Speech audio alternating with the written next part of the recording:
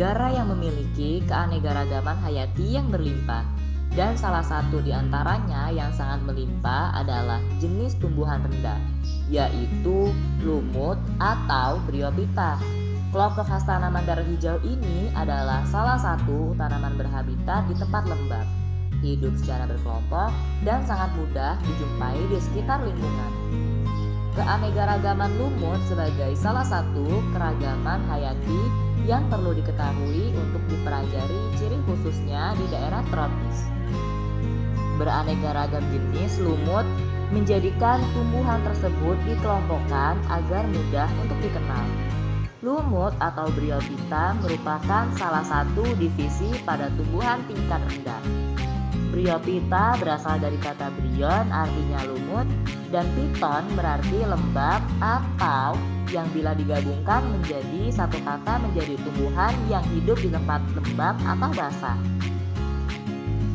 Proses tumbuhan lumut dapat berkembang biak secara generatif dengan menghasilkan sel kelamin dan secara vegetatif dengan menggunakan spora.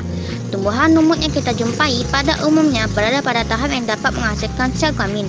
Pada satu individu, lumut memiliki ateridium yang dapat menghasilkan sel sperma dan archegonium yang dapat menghasilkan ovum.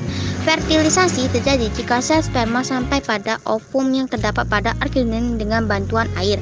Zigot akan tumbuh dan menjadi tumbuhan lumut yang dapat menghasilkan spora. Apabila spora yang dihasilkan jatuh pada tempat yang sesuai untuk tumbuh dan berkembang, maka akan tumbuh menjadi protonema.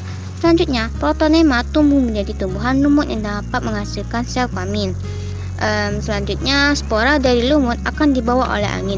Spora akan tumbuh menjadi tumbuhan baru jika ada air dan beberapa komponen pendukung lain. Lumut juga dapat mengalami perkembangbiakan vegetatif melalui kuncup atau gemae dan melakukan fragmentasi. Fragmentasi terjadi ketika tumbuhan lumut melepaskan sebagian tubuhnya untuk menjadi individu baru.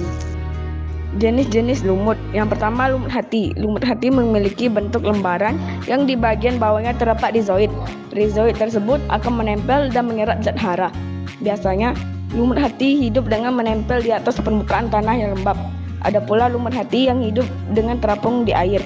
Contoh pertumbuhan lumut hati adalah Ricciosarpus natans yang hidup mengapung di air dan Marchahanthia polymorpha.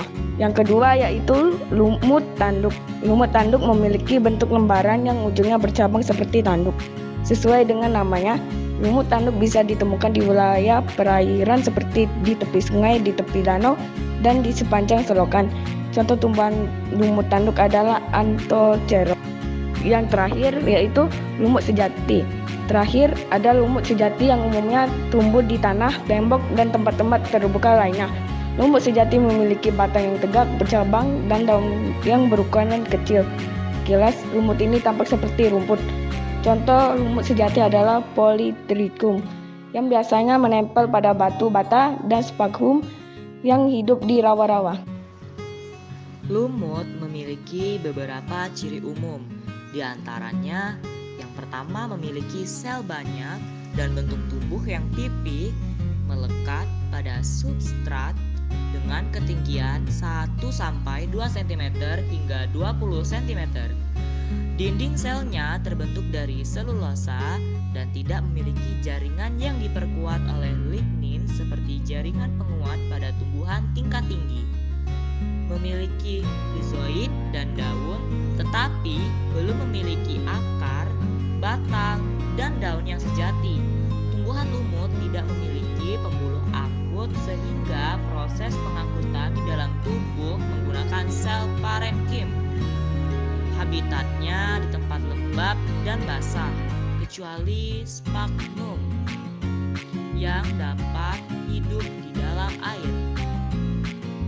Penyebaran lumut bersifat kosmopolit atau di mana saja, mulai daerah tropis hingga kutub.